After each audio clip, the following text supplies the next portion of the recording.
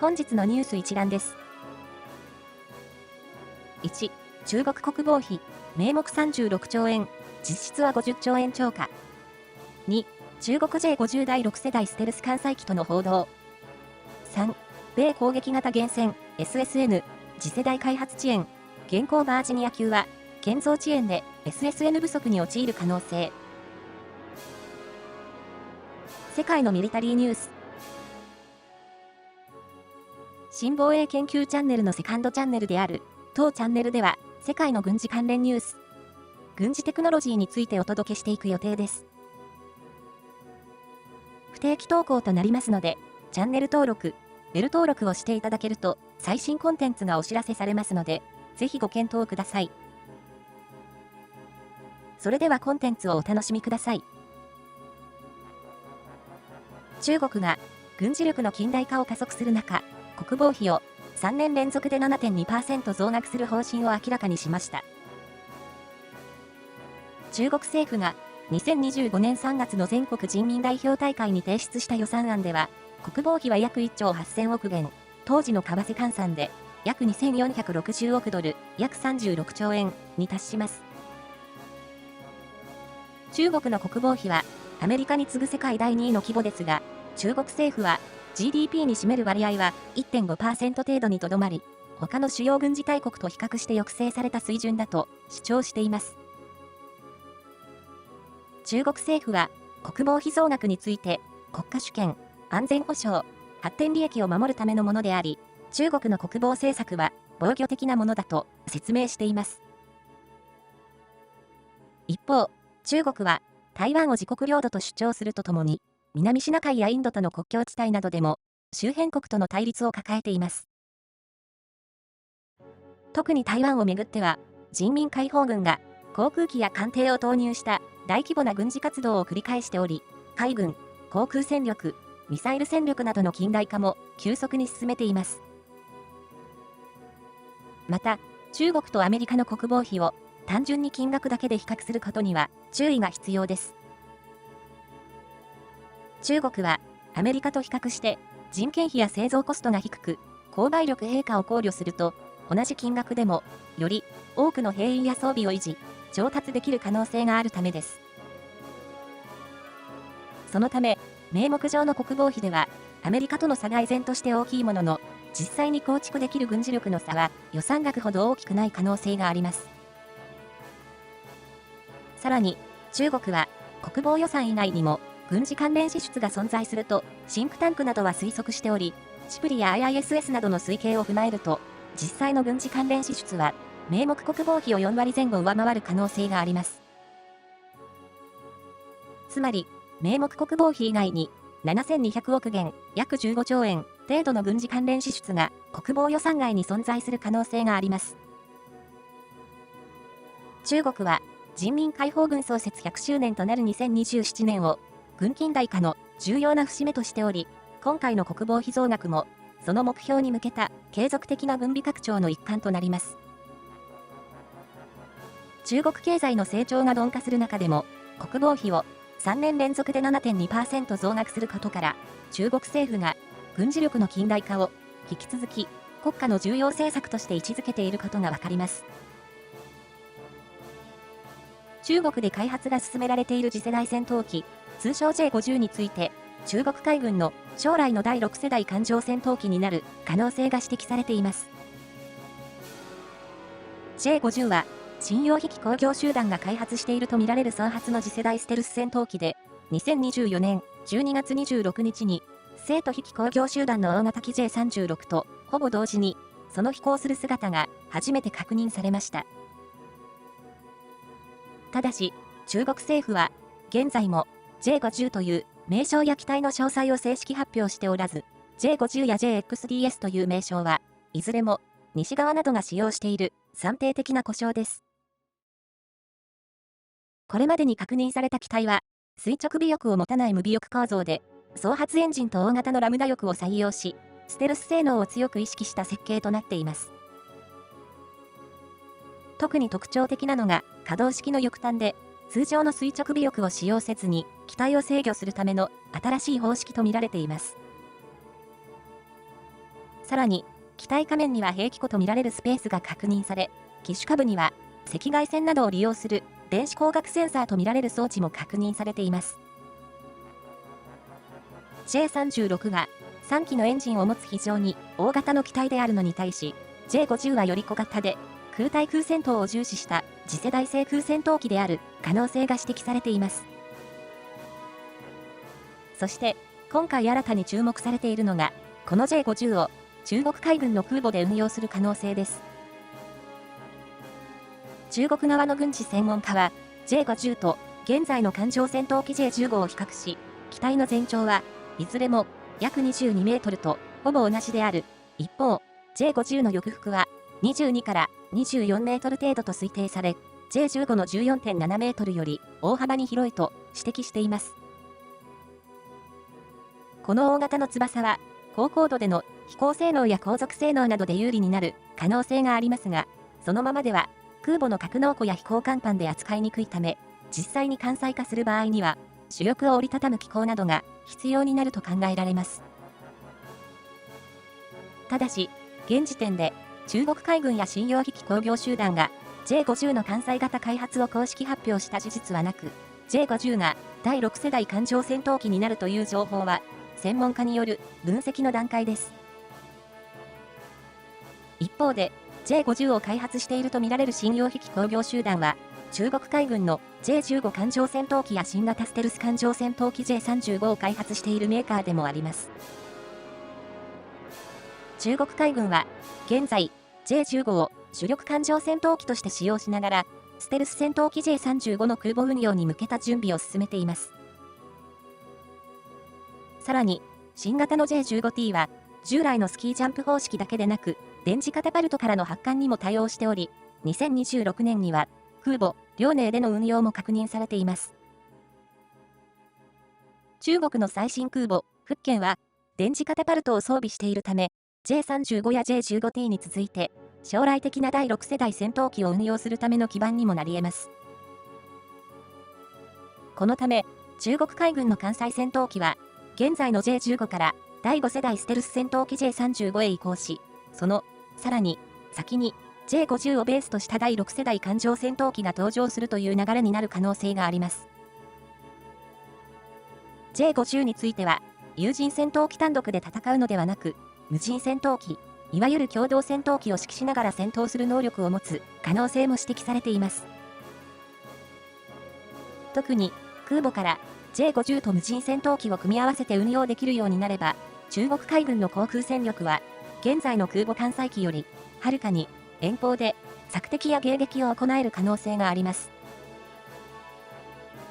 現在確認されている J50 は、あくまで試験機であり、性能、正式名称、採用予定、艦載型の存在など、多くの情報が明らかになっていません。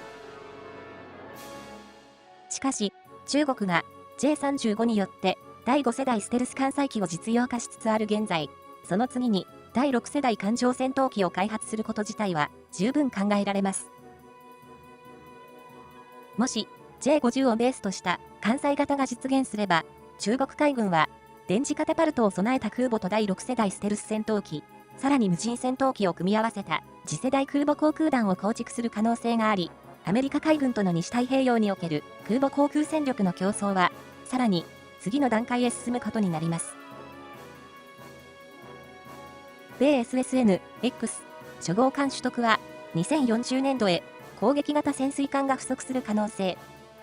アメリカ海軍の次世代攻撃型原子力潜水艦 SSN-X の初号艦取得が2040年度まで先送りされ、2030年代の攻撃型原子力潜水艦 SSN 戦力に大きな穴が生じる可能性が高まっています。この問題をわかりやすく整理すると、バージニア級がなくなるのではなく、ロサンゼルス級の退役が進む一方で、バージニア級の建造が遅れ、さらに次世代 SSN-X の登場も遅れるという3つの問題が同時に発生しています。さらに、2026年8月、アメリカ海軍は、バージニアペイロードモジュール、VPM を搭載する予定のバージニア級19隻を、SSN ではなく、巡航ミサイル原子力潜水艦、SSGN として分類すると発表しました。VPM は、船体中央部に4本の大型発射塔を追加するもので、搭載艦は大量のトマホーク巡航ミサイルを運用できるようになります。これは今後退役するオハイオ級 SSGN-4 隻が担ってきた大量の長距離ミサイル攻撃能力をバージニア級へ引き継がせる狙いがあります。ただし、ここで誤解してはいけないのは、今後建造されるバージニア級が全て SSGN になるわけではないということです。2025年の長期返還計画では、今後、バージニア級について VPM 搭載型9隻に加え、VPM を搭載しない SSN 型36隻を建造し、さらに SSN-X14 隻を取得する構想となっています。つまり、アメリカ海軍は今後もバージニア級 SSN を大量に必要としています。問題は、そのバージニア級を計画通りの速度で作れていないことです。アメリカ海軍が必要としているバージニア級の建造速度は年間2隻ですが、近年の実績は年間平均約 1.2 隻にとどまっています。つまり、必要な建造能力の約 60% しか発揮できていないことになります。議会が年間2隻分の予算を認めても、造船所が年間2隻を完成させられない状態が続いています。大きな原因となっているのが、造船所の人員不足、溶接工、配管工、機械工など熟練労働者の不足、設備能力、さらに部品供給網など、アメリカの潜水艦産業基盤そのものです。しかも、同じ潜水艦産業基盤では、アメリカの核抑止力の中核となるコロンビア級弾道ミサイル原子力潜水艦も同時に建造されています。コロンビア級は核抑止力を維持するため最優先で建造しなければならず、バージニア級だけに生産能力を集中させることもできません。その結果、ロサンゼルス級が退役する速度にバージニア級の収益が追いつかない状況が発生します。アメリカ海軍の長期計画では、攻撃型原潜戦力は2030年前後に46隻程度まで減少すると予測されており、その後、バージニア級の増産によって回復させる構想です。しかし、年間2隻という前提そのものを現在達成できていないため、この戦力低下が予定より深く、長期間続く可能性があります。さらに、オーカスも問題を複雑にしています。アメリカは2030年代にオーストラリアへバージニア級を移転する計画ですが、アメリカ海軍自身の必要数を確保しながらオーカスを履行するには、最終的に年間約 2.33 隻まで生産能力を引き上げる必要があるとされています。つまり、現在の年間約 1.2 隻から、まず年間2隻へ引き上げ、さらにオーカスまで考慮すれば 2.33 隻まで増やさなければなりません。これは単純に造船所の作業量を倍増すれば済む問題ではなく、熟練労働者、原子炉関連部品、鋳造品、機械加工品、ソナー、兵器システムなど、巨大な潜水艦サプライチェーン全体を拡大する必要があります。そして、建造速度の遅れには、単純に潜水艦の数が減る以上の深刻な問題があります。攻撃型原子力潜水艦は、敵潜水艦を追跡するハンターキラー任務だけでなく、情報収集、特殊部隊支援、空母打撃群の護衛、弾道ミサイル原潜の保護、敵水上艦艇への攻撃、巡航ミサイル攻撃など多数の任務を担当しています。潜水艦の数が減れば、インド太平洋、大西洋、北極海、中東など複数の戦域へ、同時に十分な数を配置することが難しくなります。特に中国海軍が潜水艦戦力を拡大している西太平洋では、中国の原子力潜水艦を継続的に追跡するため、アメリカ側にも多数の SSN が必要になります。同時に、ロシアもヤーセン級など高性能な原子力潜水艦を運用しているため、アメリカ海軍は中国正面だけに SSN を集中させることもできません。さらに問題なのが整備です。アメリカ海軍は、新造艦の建造だけでなく、既存の攻撃型原潜の整備でも、長期間の遅延を抱えており、保有している潜水艦の数と実際に作戦へ投入できる潜水艦の数には差があります。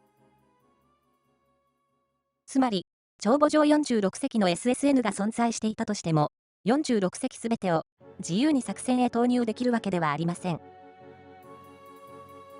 整備、訓練、乗員交代などを考慮すれば、実際に前線へ展開できる潜水艦はさらに少なくなります。そこへ、VPM 搭載バージニア級19隻の SSGN への再分類が加わります。もちろん、バージニア級 SSGN も、魚雷や高度なソナーを装備するため、敵潜水艦を攻撃する能力を失うわけではありません。しかし、大量のトマホークを搭載する SSGN には、敵防空網の奥深くにある重要目標への長距離攻撃という大きな任務が加わります。そのため、戦争が始まれば、SSGN はミサイル攻撃任務へ優先的に投入される可能性があり、敵原潜の追跡や対潜水艦戦へ割り当てられる潜水艦の余裕は小さくなります。こうした状況で存在感が増すのがシーウルフ級です。シーウルフ級は、冷戦末期、ソ連の高性能原子力潜水艦を追跡、撃破することを最優先に開発された本格的なハンターキラーで、高速性能、静粛性、大量の魚雷搭載能力を重視した設計になっています。しかし、建造されたのはわずか3隻で、将来的にこの思想を本格的に引き継ぐのが SSN-X です。ところが、その SSN-X の初号艦取得は、2035年度からさらに延期され、2040年度となりました。しかも、2040年度に取得を開始するという意味であり、その年に新型潜水艦が実戦配備されるわけではありません。原子力潜水艦が建造に長い年月が必要となるため、SSN-X が実際に就役し、さらにまとまった数が揃うのはその先になります。つまり、アメリカ海軍は2030年代をロサンゼルス級の大量退役、バージニア級の建造遅延、SSGN 任務の拡大、オーカスへの潜水艦移転、そして SSN-X の遅延という複数の問題を抱えながら乗り切らなければなりません。この問題で最も重要なのは、アメリカが優秀な潜水艦を設計できるかどうかではありません。設計した潜水艦を必要な数だけ、必要な速度で建造できる産業能力を維持できるのかという問題です。現在のアメリカでは、年間2隻必要なバージニア級を、年間約 1.2 隻しか建造できておらず、オーカスまで考慮すれば、必要な生産速度は、年間約 2.33 隻へ上昇します。この差を埋められなければ、中国海軍が拡大を続ける2030年代に、アメリカ海軍は、最も重要な水中戦力の一つである攻撃型原子力潜水艦が不足した状態で中国と対峙する可能性があります。バージニア級 SSGN によって長距離攻撃能力は大幅に強化されますが、その一方で敵原潜を追跡し、海中で制海権を争う SSN を十分な数確保できるのかという問題が残ります。SSN-X の2040年度への延期は、単なる新型潜水艦の開発遅延ではなく、アメリカ海軍が2030年代に直面する攻撃型原潜不足をさらに長期化させる可能性があるという点で、大きな問題となっています。新防衛研究チャンネル、セカンドのコンテンツはいかがでしたでしょうか。チャンネル登録、ベル登録、いいねをお待ちしております。メインチャンネルでは、ウクライナや中東の日々の戦況などを毎日配信しています。また、姉妹チャンネル、近藤機関では、構造で読み解くをテーマに、軍事、外交、政治など様々なことについて考察しています。お時間があれば、これらのチャンネルもご覧いただけると嬉しいです。